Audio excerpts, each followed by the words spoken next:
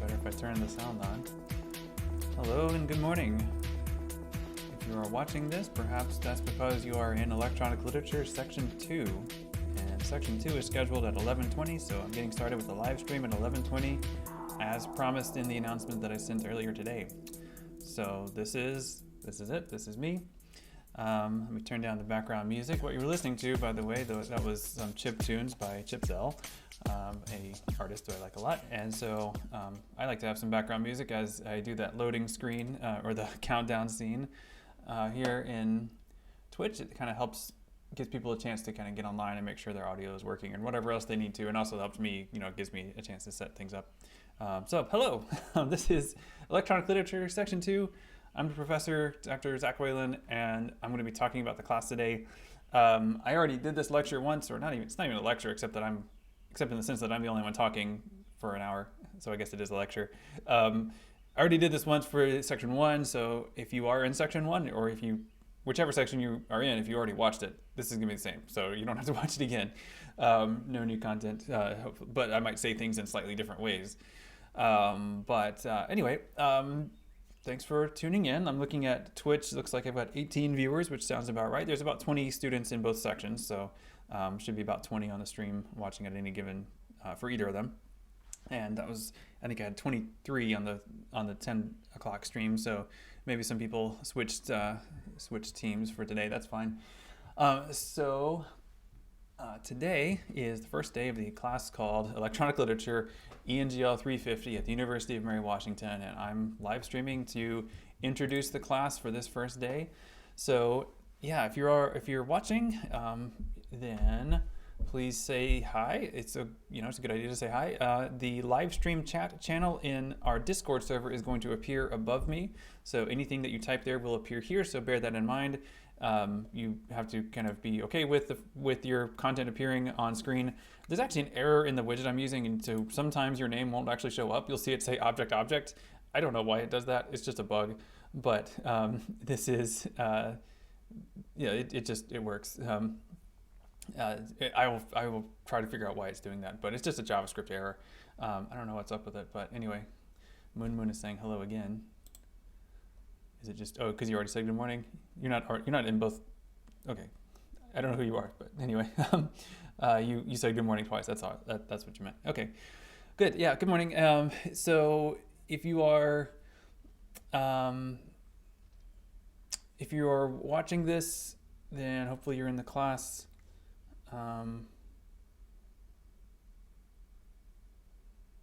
Okay. Yeah, sorry, just looking at the Twitch chat.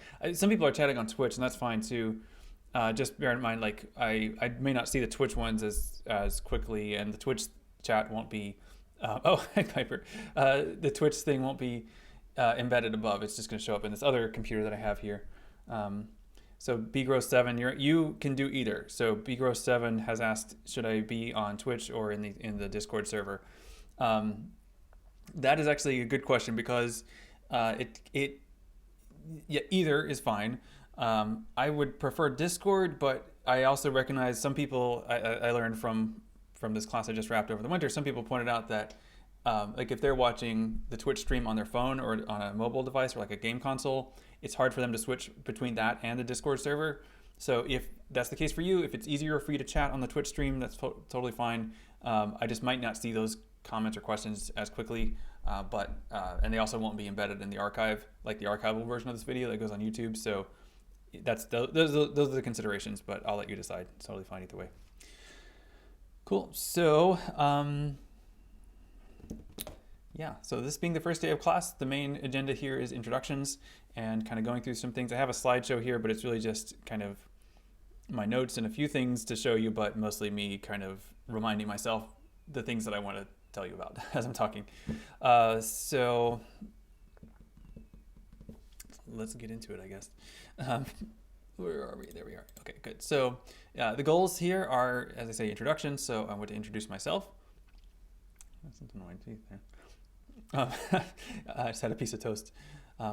This room is very cold, so I ate a nice hot piece of toast right before this class, so I would be kind of warmed up, and I'm feeling good. But I had something on my teeth. Anyway, the goal is to introduce myself and also introduce electronic literature, and I've put that in quotes because that is a term. I want to try to help you understand what that term refers to, but also, of course, there's the class called electronic literature, so I'm introducing you to the class and the concepts, both of those. Then also want to talk about plans for the week and for the weeks after this week, which will be when we have a chance to be meeting each other in person in some cases and sometimes, and how we do that exactly will depend on various factors that I want to ask you about. But that's the basic agenda for today. So let's talk about me first. I am Dr. Zach Whalen, and I am an associate professor in the Department of Communication and Digital Studies. I also teach courses in the English department, and we used to be one department. We are now two departments, but I'm in both, essentially. Officially, I'm in the CDS department, but I teach half of my classes from the English department, like this one. So this class is ENGL 350, and so it's an English class. It counts as an upper level literature credit if you are an English major. It also counts as a digital studies elective if you're a digital studies minor, or a CDS major. It counts as an elective for that. Also counts as an elective for the creative writing major, and it is also digitally intensive. So if you are here for that general education credit, you get that from this class as well. So quite a few things that this class does, and quite a few reasons you might be taking it. But whatever your reason for taking it, I'm glad you're here. It's good to see you all jumping into Discord and saying hello and trying out the different channels. I'm not going to be able to show you Discord on this stream because I want to maintain the public-private boundary for this. So our Discord space is a closed system. It's semi-public in the sense that we can see each other and talk to each other, but it's not public for the entire world. It's just for the people in the class. So I'm not going to put content from Discord directly on screen. I'm going to try not to, other than the live stream chat channel. But take a look around Discord if you haven't already. There's several different channels there. You can navigate the channels on the left. You've got the general channel just for whatever. That's the first channel you say hello in when you create your account. But there's also an introductions channel for you to introduce yourself. So please do that if you haven't already. There's an announcements channel that I will use for I've set it so only I can post in it, and I will post whenever I post a Canvas announcement. I'll also try to post it in that channel, so it'll be there, and maybe other things. Other channels, I've got a whole group of off-topic channels. So memes are for memes. Pet pictures are, do you have a dog or a cat or a goldfish or a snake or something? Share a picture. Battle stations, just if you have a cool computer setup, you can share that if it's something that you're proud of or you just want to share with other people. I'll share my setup. I like my space here. I'm pretty happy with how I've got it configured. So I'll share that once I get around to it. And just chatting, just whatever. You're welcome to use the voice channels if you want. I don't usually use them very often, but if you feel like you want to, no problem there. So those are the channels in Discord. I'm not showing them to you. I'm just telling you about them, but you hopefully are able to see that and navigate that. I know many of you have used Discord before because I know many of you from previous classes and I've used Discord in those classes. But if you're new to Discord, feel free to ask for help if you're not sure how things work or what to do with it. In terms of the messages, I always encourage you to use like the emoji to react to each other's messages. That can be a way to kind of show your participation in a conversation without having to type something, a way to acknowledge someone else's contribution. That's a good thing. You can use GIFs. You can add your own emoji and customize them. So lots of things you can do. Feel free to have fun and treat this essentially as a pretty informal space most of the time.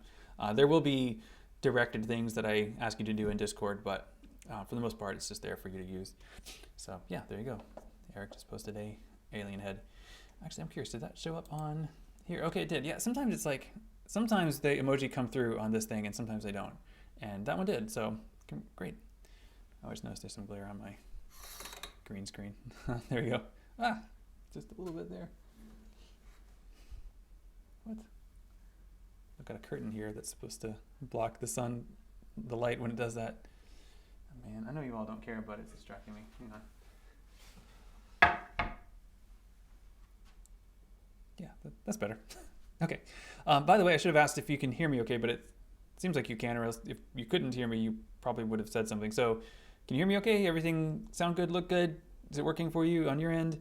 If not, let me know. Or if there's anything that looks like I need to tweak, let me know.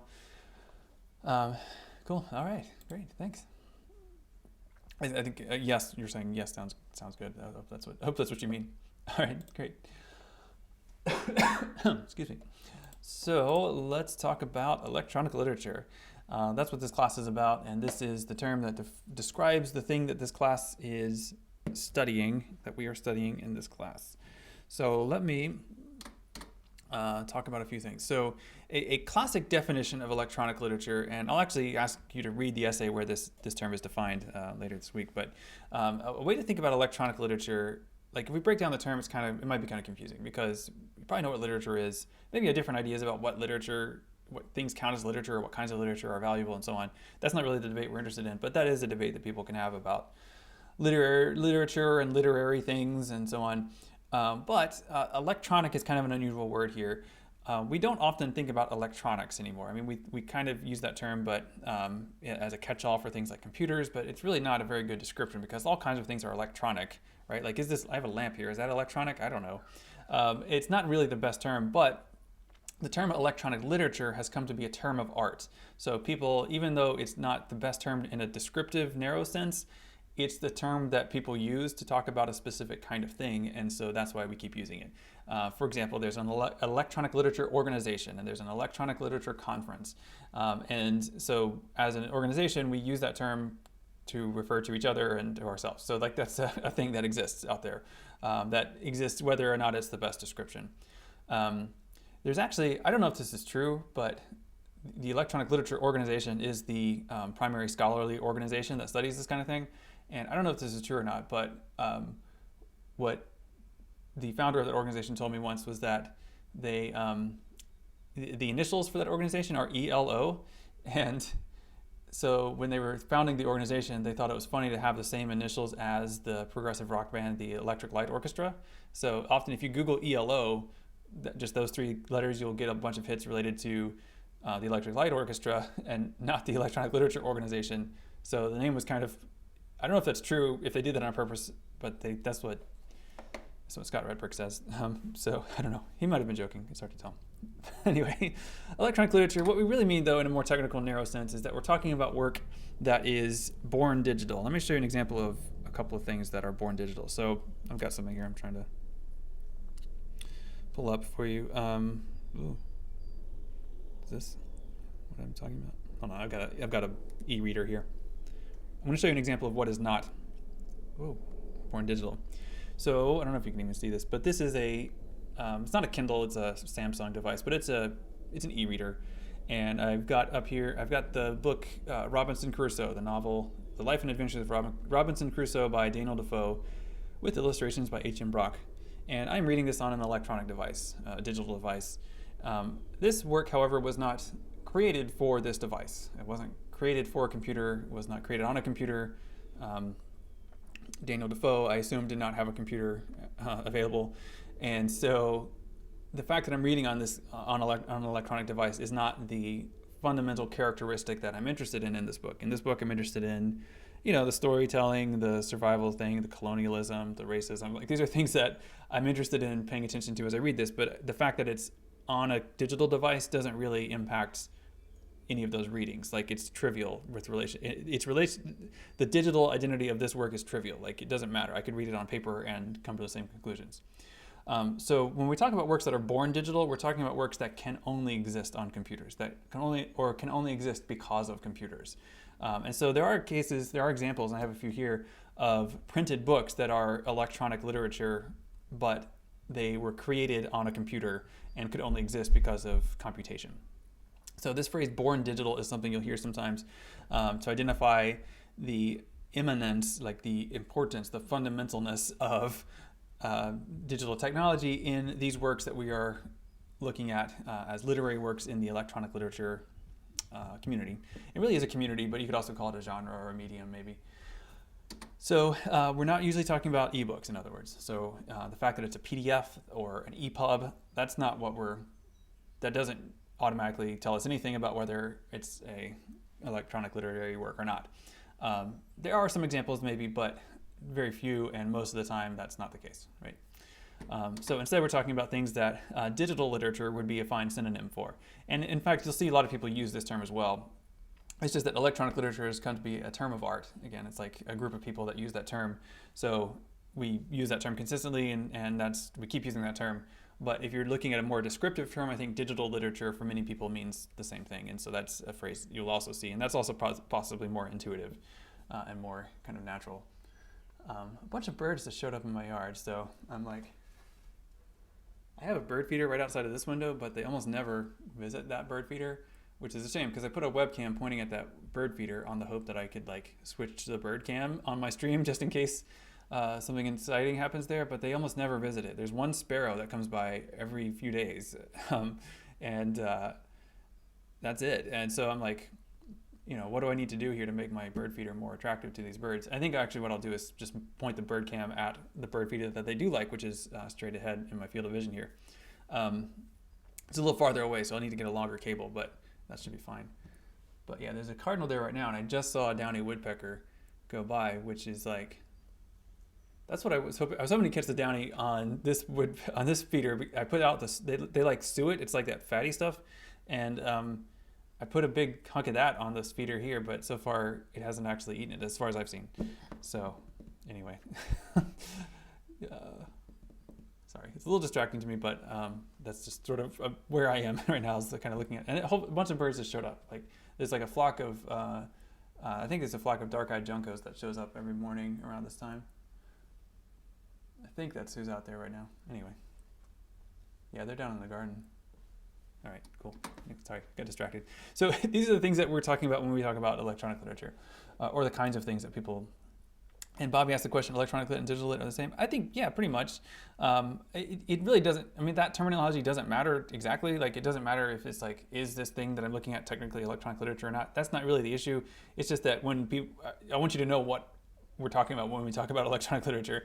And sometimes people will use the term digital literature instead of electronic literature. So yeah, basically, hopefully that makes sense. But hopefully it'll make more sense as you see examples, which is what I'm doing here.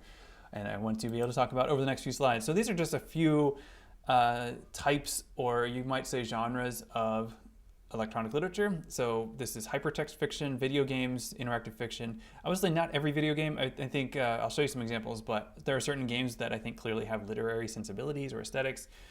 Some obviously don't. So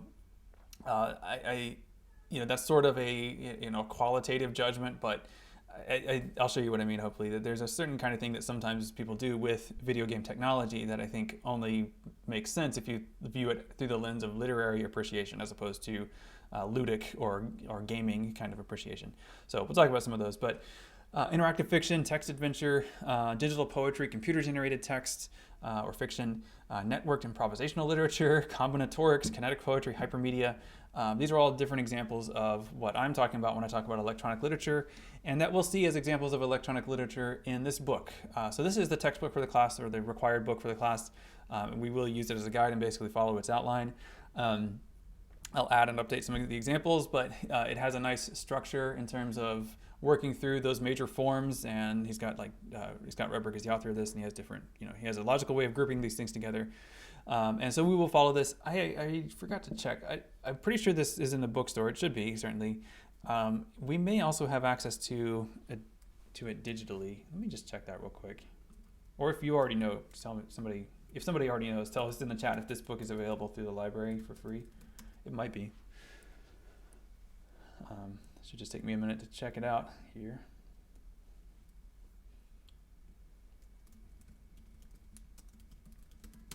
Let's see. I'm just searching on my other computer here.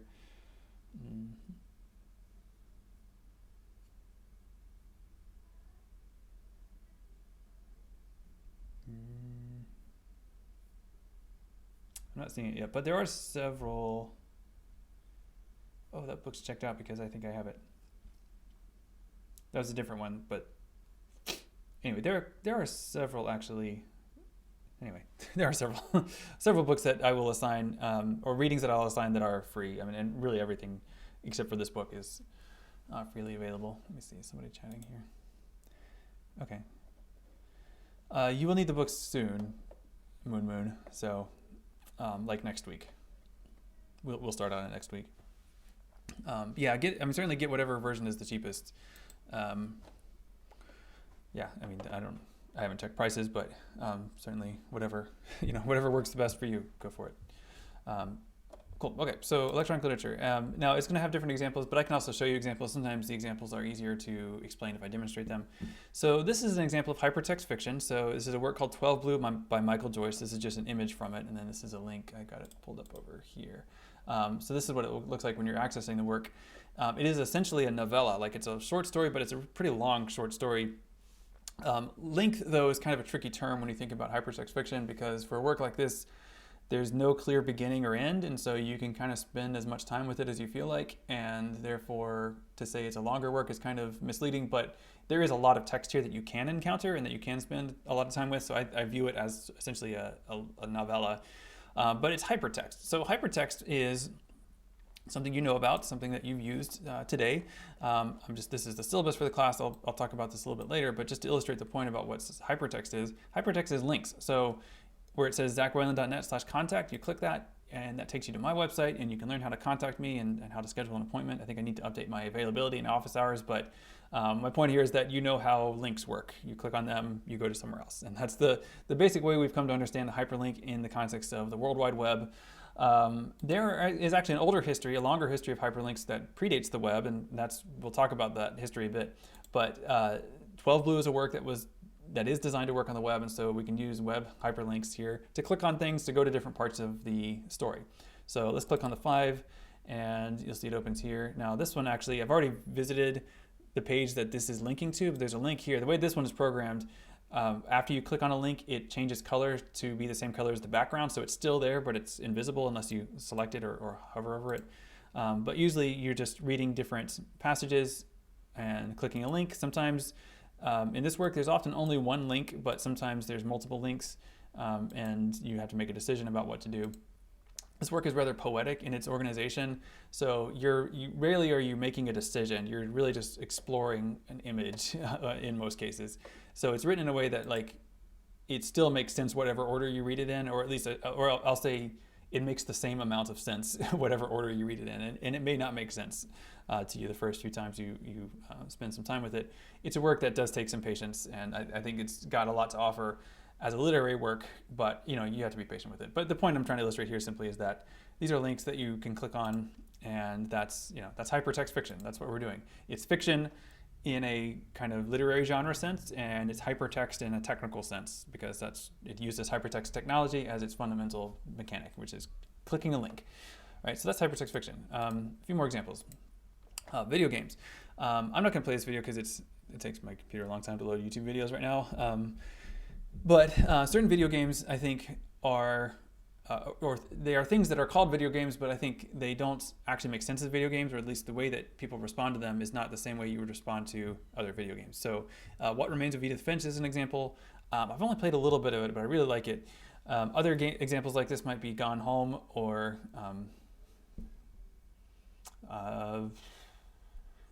Dear Esther or 80 Days is actually more of a game-like sense, but there's lots of things that we'll end up looking at in this class that use video game technology that like you can buy on the Steam store and install on your PC or even the PlayStation or Xbox, but really it doesn't make sense to consider them games because the thing that you do with them isn't fun. Like you're not trying to score points or kill all the zombies or whatever. You're trying to, in many cases, read things and listen to things and watch things, and then the main work that you do, the main thing that you do with these texts is interpret them. Like you try to understand what these things mean, and then you might respond to it emotionally or intellectually, but those are the kinds of things that we do with literature.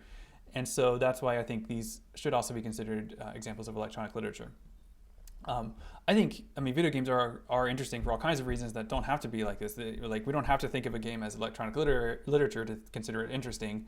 I just wrapped up teaching a games and culture class, and we looked at all kinds of interesting games, many of which are not literary but super interesting. But the point I'm trying to make here simply is that thinking about a work like Edith Finch as literary helps us appreciate it better than if we look at it as a game. Because in terms of gameplay, much of the game is really just walking around and looking at things. There are interesting mechanics in it too, but a lot of the game is just sort of walking and looking around. And so if we were criticizing it as a game, we might say that it kind of fails to be fun. But if we sort of go past the fun question from the beginning, then we aren't going to run into that criticism and not really going to waste our time with it because it actually doesn't tell us what we want to know about it.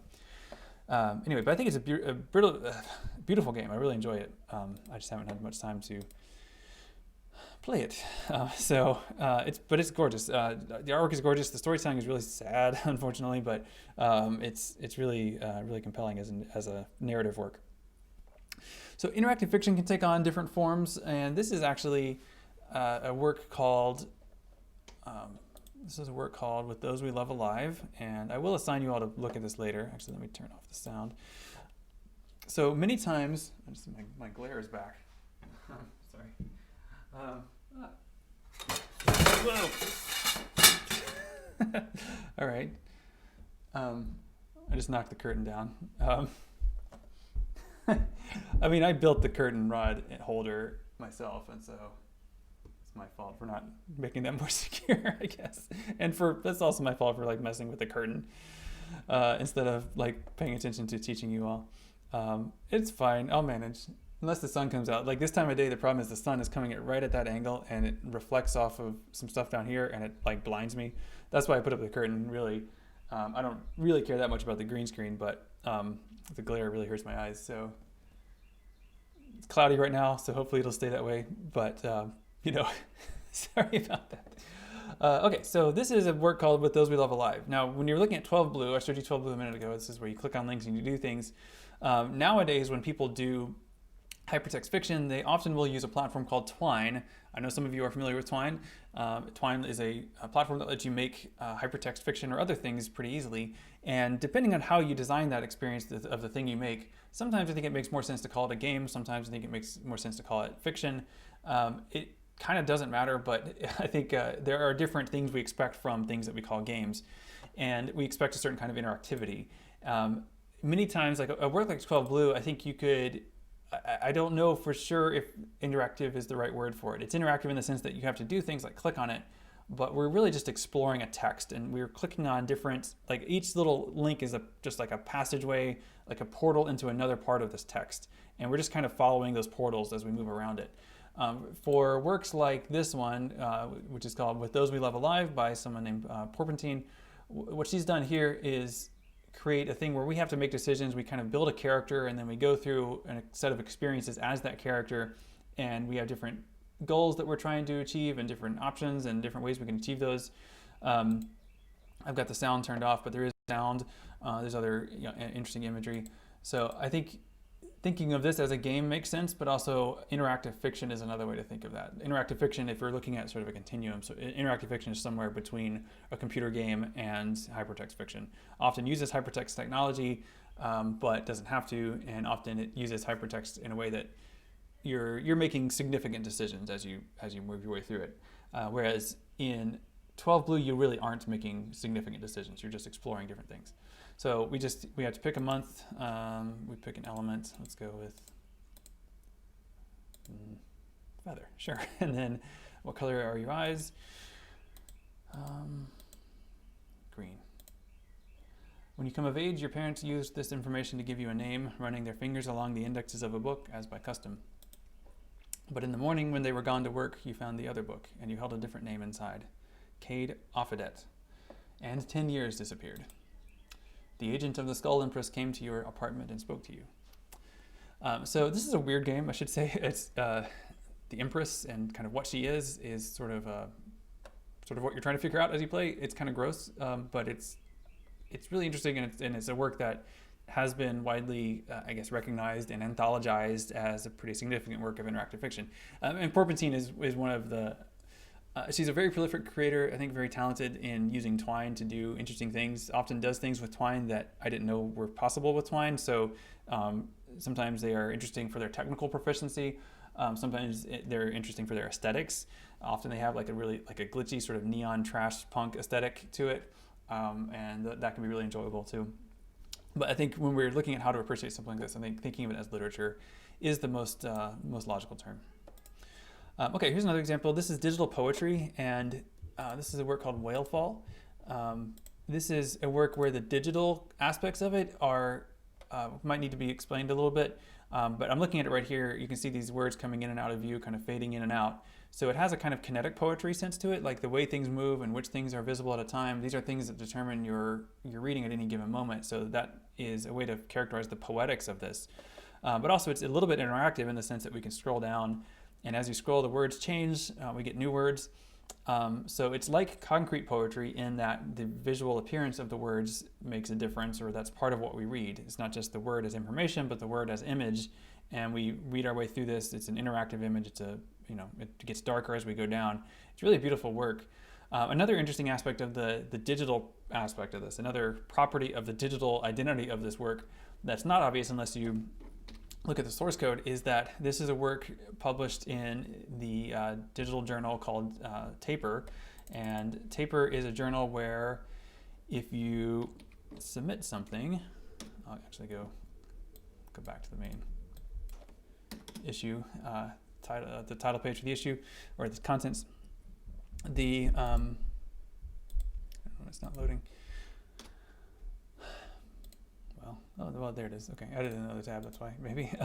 This is issue number 5 for Taper, and the constraint, there's a constraint. So if you submit something for this journal, you have to write your code in a way that is self-contained, so you can't use any external libraries, and it has to be less than 2 kilobytes, which if you're trying to write things like animation using JavaScript and CSS, it's pretty hard to get things under 2 kilobytes. I have a work that I included here, which actually ended up being like 1.5 kilobytes, but I designed it in a way that I can make it as big or as small as I wanted to, once I figured out the fundamental poetic of it.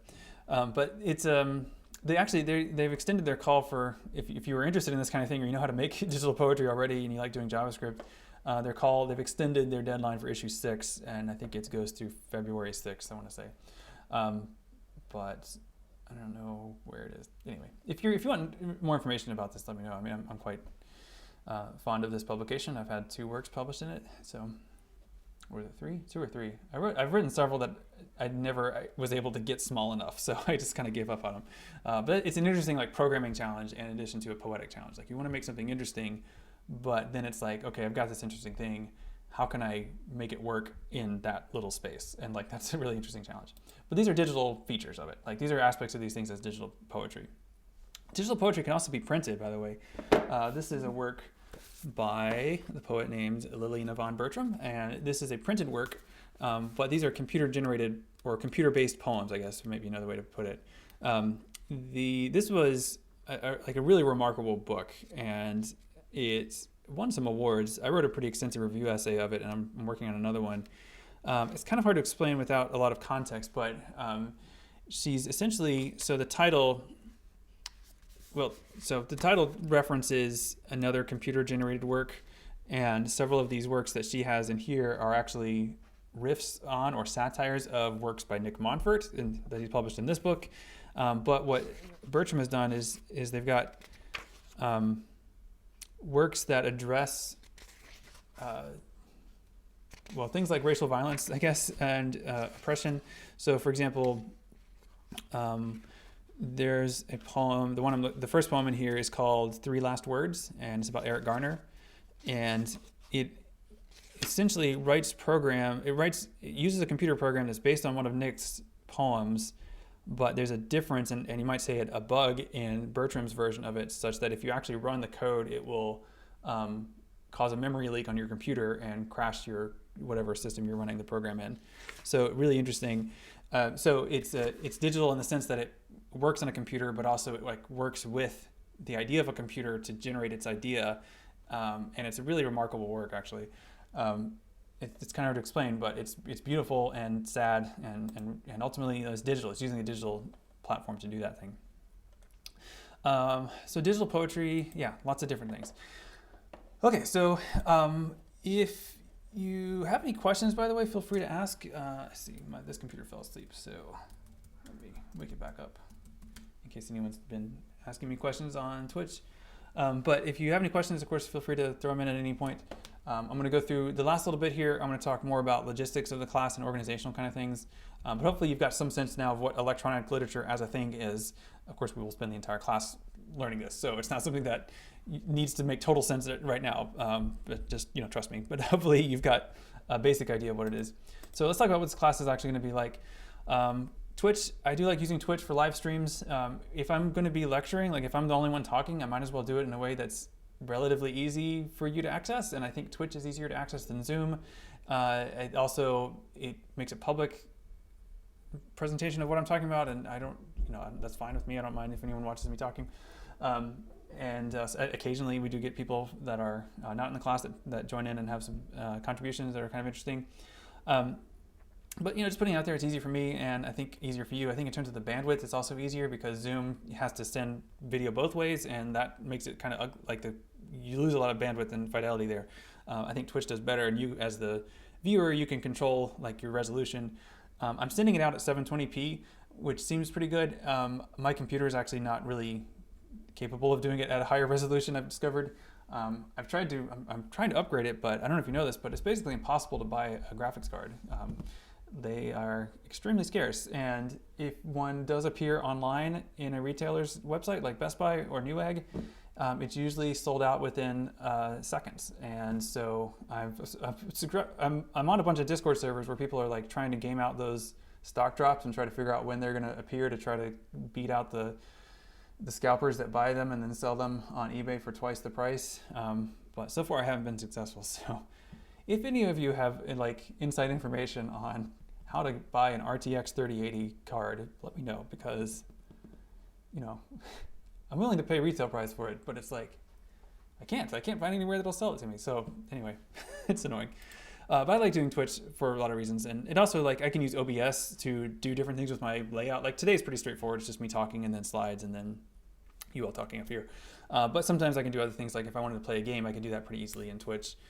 So that's the kind of thing that I will do sometimes, and it gives me a lot more flexibility than Zoom. So that's why I like to do it. And Discord. This is also a great place for us to have a sense of community and for you all to chat with each other and get to know each other. I think it's especially important for this class that is partly online or mostly online for some people. So having a space, like an online space that is your place to congregate, I think helps a lot. Right now it's just one big space for the entire class, including both sections. But once I kind of figure out who's going to be where in terms of in-person or not in person, all that, I'm going to put you all into slightly smaller cohorts so you can have kind of a community within a community to chat with and check in with. So that's another thing that Discord is good at for making possible. All right, so it looks like somebody's typing, so I'll let you type, but I'm going to move on a little bit. Let me talk a bit about this week and then next week, and then I'll show you a couple things in Canvas. So this week, today's Monday, so today's a live stream. I'm doing this now. I'm going to be wrapping this up in about probably 10 minutes, right? Because it goes 11:20 to 12:10, I think, is what the nominal schedule is for this section. So I'll try to wrap it up in about 10 minutes. Wednesday, how about we do a Zoom conference? I know I just said that I don't like Zoom, and it's true, but I think it is useful, especially because I don't know a lot of you. I know many of you, but not all of you. And so I think it would be good for me at least to, in that moment, have a chance to see what you look like and hear what you sound like. And also for you to ask questions and kind of figure out how things are going with you all and get to know you a little bit. I don't plan on doing very many other Zoom conferences, but at least this one I think would be a good way for us just to say hi and chat face to face. So I'll set that up in Canvas, and it'll send you a link. It should send you a link with the invitation code. And I assume you know how Zoom works at this point. But if you have any issues with that, let me know. Or if you have any objections to using Zoom. But we'll see how that goes on Wednesday, and then I'll be back with a live stream on Friday. Probably more of a lecture, probably introducing and spending some time with that concept of what electronic literature is. And then moving on into next week, I'll definitely I'll do another live stream on Monday, but the schedule for Wednesday and Friday, and maybe even for Monday, kind of depends on what you all tell me. I'm going to send out a survey later today, and in this survey, I'm going to ask you a couple things like some of you I know are not going to be able to attend in person at all. And so I want to know how many people are in that group. And then if people are, for those of you who are available and do want to attend class in person, like which days and how often and kind of how many can we do that with. That depends a little bit on the room too. We're scheduled to meet in HCC room 329, and I have to double check what the capacity is for that room. It might be 10, so there are 20 of you. So we have to see how many of you are actually interested in meeting in person, and if we can get everybody in at once, that would be great. Everybody that wants to be there at once, that would be great. But if we have to split it over 2 days, then we might have to think differently about the schedule. But my goal is to make it so that you're basically attending class once a week, if at all. Like if you do attend class in person, you'd be doing that once a week as opposed to twice a week. But I don't know. I'm going to ask what your preference is. Again, I'll send you out a survey later using Canvas. I just didn't have time to put it together before class started. So yes, Bobby, this is a hybrid course. And so that's what hybrid means. It's hybrid synchronous, which means that it does have a schedule, but that it will be online. And also it is going to be possible to complete this work asynchronously. So like on a lecture, I'm lecturing right now, it's recording. So you can watch this later. You don't have to watch this live. So that's the way you could participate in this class and complete everything ultimately asynchronously. I think honestly that would be harder, but if that's how you need to do it, then that will work, and I will do everything I can to support that. But it's not designed that way, right? It's designed to be online synchronously, meaning you all are online at a specific time. Then Naomi asked a question: if we wanted to switch class times, do we have to get it formally changed or just get your approval? I'll say this. You don't have to get it formally approved. But once we do get to the point where we're meeting in person, I do definitely need to know who's going to be there and who's not going to be there. So basically I need to make sure that like 20 people aren't going to try to show up on the same day, because that's too many for the room capacity. So that's the kind of thing where I will need to make sure. For now, like this week, it is the drop add period. So maybe it's easier at this point. If you already know you want to switch to the other one, go ahead and do that. But after this week, you can't switch, you can't drop add after this week ends. So at that point, then it would only be me approving it, and that's fine. That is fine with me. I don't mind. Looks like Bobby's typing, so maybe there's a follow-up question on the hybrid question. Okay, well let me move on a little bit and then show you some things in Canvas, but of course feel free to throw any questions in here. Your homework that I'm going to assign for you today is read the syllabus. In fact, I'll show you the syllabus and some of the highlights, but you should read it on your own to make sure you're familiar with everything, especially some of the policies. They're fairly detailed. I'm also going to send you a survey, which is not done yet, but I will send it to you. So please complete that once you see it. And please introduce yourself in Discord if you have not already done so. I think many of you have, but I haven't really checked.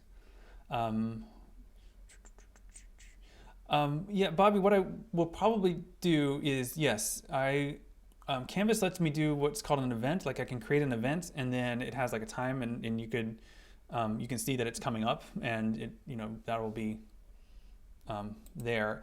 I probably will not send an announcement every morning when I'm getting ready to go live, just because that's going to be a lot of really redundant announcements. So, but I will set up a recurring event in Canvas, if that makes sense. And also I will have it set up here in Discord, so that I haven't had time to set up the bot yet, but I have a bot that'll send an at everyone message, push notification in Discord saying that I've gone live on Twitch. So, but the schedule will be set. Like, it won't be something that I'm just making up every day. It'll be something that we will put in place pretty firmly, probably by Wednesday, actually. If I get everybody responding to the survey and I have enough information, I will lock it in as quickly as I can. So for section 2, it's going to be something every day at 11:20, or every Monday, Wednesday, and Friday at 11:20. So either an in-person thing for some people, or online streaming, or online in a conference form of some sort. All right.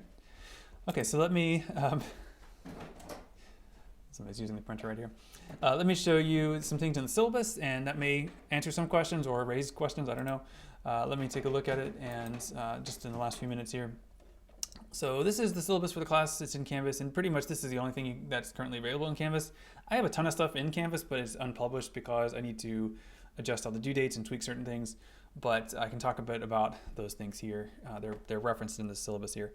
Outcomes for the class. I hope that by the end of the class you will have acquired some knowledge of the history of electronic literature, but also the contemporary practice of electronic literature, like who's doing it now and why and what do they do with it.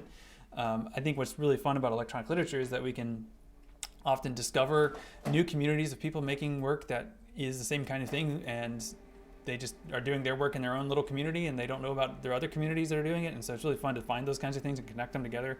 The point is, lots and lots of people are being creative with digital media, and it's that's one of the things I hope you'll learn to appreciate and discover and contribute to on your own throughout this class.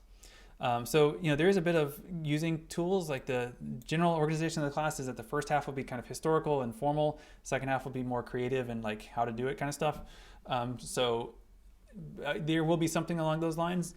None of this will be, there will be some options you can explore. Like, I'll give you options for everything, but some of it will be, a lot of it will be the kind of thing that is pretty accessible for a beginner. So it's not something like you have to have programming skill to be able to use it. Twine, I think, is very accessible, for example. So there's others. What's that other one that I really like? I keep blanking on it, but there's another one I discovered. Oh, Stepworks. Stepworks is another one that is another platform that I think is really accessible and fun. Okay, and then also we're going to try to apply a literary critical methodology in analyzing some non-traditional textualities. So what this means is that this is a literature class, and I'm going to expect you all to read and think and explain what you think. And that's something that you should be used to doing in a literature class, or you should expect to do in a literature class. We're doing it here too. The difference, of course, is that some of these works are going to have different things that you should notice or understand about them when you try to say something interesting about them. Sorry about the printer. It's a little noisy, but not too bad. Something I should say too here about non-traditional textuality. Some of these works, like I showed you with 12 Blue, there is sort of a trick to them, or there's a kind of problem solving. There's something you have to learn how to do in order to experience the work, and sometimes there is a bit of skill involved even. Like, you have to actually play a game in order to get to the point of it. So there is sometimes a literal kind of skill sort of configurative challenge to these works. In many more cases, there is an interpretive challenge, meaning some of these works, they're recent literary works and they're contemporary literary works. Many of these will be very avant-garde, which means they might be kind of unusual and kind of hard to understand. And that's something that you just have to be patient with. This is something that is part of the learning of this class, and something that I will help you with, but it's something that you should, I just want you to be prepared that some of these things will kind of confuse and freak you out. And I know that this is going to happen. And that's okay. This is part of this class. But just bear in mind that that's one of the goals, is to learn how to appreciate these works that you would not have encountered otherwise, and that in some cases might be sort of bizarre. So yeah, I'll just leave it at that. Okay, so I do want to wrap it up pretty quickly. So just let me kind of highlight a couple of things here. There will be quizzes. These will be about probably every 3 weeks. These will be open book kind of quizzes. Want to make sure that you know the things that I'm putting out here. Some of these projects will probably evolve a little bit, but there will be several kind of medium-sized projects throughout the semester. Homework will be something that's due almost every day of class, not this week, but starting next week, and it will sometimes be prescripted, like I want you to read this and then write something about it, or play this and then play this other thing. In other cases, it'll be a set of standard options that you can do, and but it will be something that you turn in. I'm not really going to grade these per se, except to just note that you did it or you didn't do it. And basically this homework serves as kind of a proxy for attendance. So it's something that kind of shows me that you're keeping up with the reading, and if I notice that someone has not completed the homework for 3 weeks in a row, that's going to indicate to me that there's some kind of problem and I need to find out what's going on. So that's the main purpose of that. I do need to delete something. I have an attendance policy in here which is not correct, so I'm not going to keep track of attendance. I need to delete that paragraph. That's a relic of the older version of this class back in the face-to-face times. The only other, so everything here is pretty straightforward, mostly boilerplate. A couple things though, recording policy, certainly feel free to record the live, I'm recording the live streams anyway, feel free to clip those or share those or whatever, I don't care. If it's a Zoom thing though, that's going to be something that should be considered just for the class. Likewise, Discord is a closed system, so please don't share any videos from our Zoom conferences or any conversations from our Discord without the permission of all the people that are involved. So that's something that I don't think is going to come up, but if it does, then please don't do it, I guess. I think everything else is pretty straightforward, or hopefully will be. COVID policies when we're face-to-face, MMDC, you know how that works by now. But I'll remind you how it'll work in our specific instance in our classroom and so on when we get to that point. Okay, well it is 12:10, or 12:11, so I'm going to wrap it up. But if you have any questions, feel free to pose it now. Maybe I'll turn back on the music so I can have kind of an outro here. And if you have any concerns about the class, if you want to, if you have concerns now, or if you have any questions, please ask. You can email me, or you can send me a message, a DM in Discord. I'm going to be very, very busy today. I have to finish grading for my Games and Culture class, and I have a meeting that starts in 10 minutes, and then I have 2 more classes to teach, and a ton of emails to catch up on. So if you are, I know, and I'm looking at who's online right now, several of you, I have emails to write to you, and I will do that sometime today, hopefully, but I'm very busy. So I apologize if it takes me a little while to get back to you, but I will.